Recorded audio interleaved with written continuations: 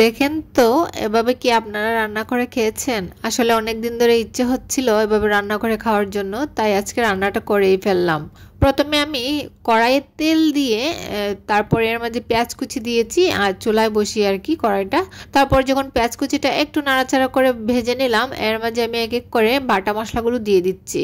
এখানে আমি রসুন বাটা, আদা বাটা, একটু পেঁয়াজ বাটা আর লবণ দিয়ে আবারও মশলাটা নেড়ে নিচ্ছি আর কি। তো কিছুক্ষণ নাড়ার পর এখানে আমি এখন গুঁড়া মশলাগুলো দিয়ে দিচ্ছি। দিয়ে দিলাম হলো হলুদের গুঁড়ো, মরিচের গুঁড়ো, ধনিয়ার গুঁড়ো।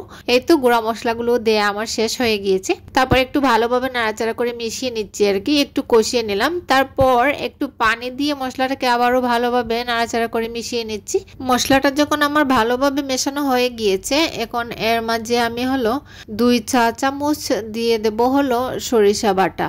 তো আমি 1 চা চামচ দিয়ে দিলাম। তারপর আবারও 1 চা চামচ ভরে ভরে সরিষা বাটা দিয়ে দিলাম। দিয়ে মশলাটার সঙ্গে আবারও সরিষা বাটাটা ভালোভাবে মিশিয়ে নিচ্ছি নাড়াচাড়া করে, যেন খুব ভালোভাবে মেশানো হয়ে যায় আর একটু কষানো হয়ে যায়। তারপর এখন আমি একটু ঢেকে কষিয়ে নেব আর কি, যেন খুব ভালোভাবে মশলাটা আমার কষানো হয়ে যায়। তো কিছুক্ষণ পর যখন আমার মশলাটা কষানো হয়ে গিয়েছে, তেলটাও উপরে বেশি আসছে, তখন আমি আবারও নাড়াচাড়া করে নিচ্ছি।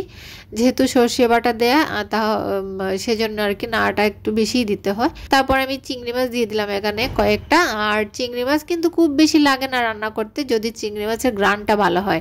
ইলিশ মাছ আর চিংড়ি মাছ এই দুইটা মাছ দিয়ে আর কি যে কোনো তরকারি রান্না করলে অনেক টেস্ট হয়, তাই না? তো চিংড়ি মাছটা দিয়ে নাড়াচাড়া করার পর আমি এখানে আগে থেকেই লতিগুলা কুটে ধুয়ে রেখেছি খুব ভালোভাবে।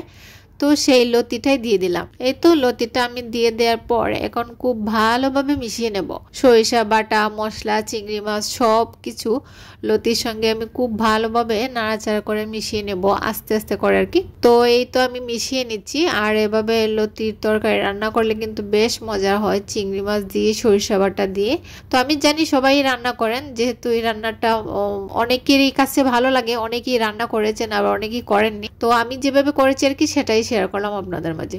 তো কিছুক্ষণ নাড়াচাড়ার পর আমি ঢেকে দিয়েছিলাম একটু যেন কষানো হয়ে যায়। তারপর আমি আবারও নাড়াচাড়া করে মিশিয়ে নিচ্ছি আর কি, দেখতেই পাচ্ছেন আমি যে একটু নাড়াচাড়া করে মিশিয়ে নিচ্ছি। তো কষানো হওয়ার পর আমি এখানে ঝোলের জন্য একটু পানি দিয়ে দিলাম। আর লতির তরকারিতে তো খুব বেশি ঝোল দেয়া হয় না, তো পানিটা কিন্তু আমি কমই দিয়েছি, কারণ লতিটা কিন্তু গলে যায় খুব তাড়াতাড়ি। এই তো আমি পানিটা দিয়ে দিলাম। দিয়ে এখন আবার একটু ভালোভাবে নাড়াচাড়া করে মিশিয়ে নিচ্ছি লতি, চিংড়ি মাছ মশলার সঙ্গে। তো এই তো আমি কিছুটা নাড়াচাড়া করে মিশিয়ে নিলাম ভালোভাবে।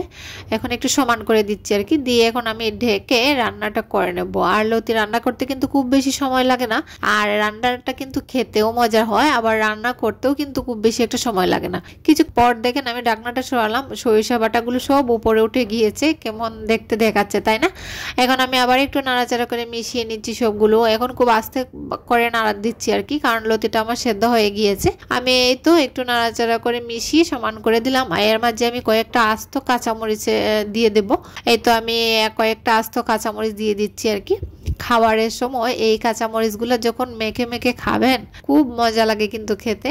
তারপর কাঁচামরিচ দেওয়ার পর আমি 2-1 মিনিটের জন্য রেখে দিলাম। আর ফাইনালি আমার রান্নাটাও হয়ে গিয়েছে, দেখতে ঠিক এরকম হয়েছিল। আজকের রান্নাটা কার কাছে কেমন লেগেছে আমার কমেন্টসে জানাতে ভুলবেন না। আর ভালো লাগলে সবাই একটু লাইক, কমেন্ট, শেয়ার করে দেবেন। আর একটা কথা, পাশে বিল্ডিং এর কাজ চলছে, ভিডিওতে একটু সাউন্ড আসলে সবাই একটু কষ্ট করে দেখে নেবেন। সবাই ভালো থাকবেন, সুস্থ থাকবেন। আসসালামু আলাইকুম।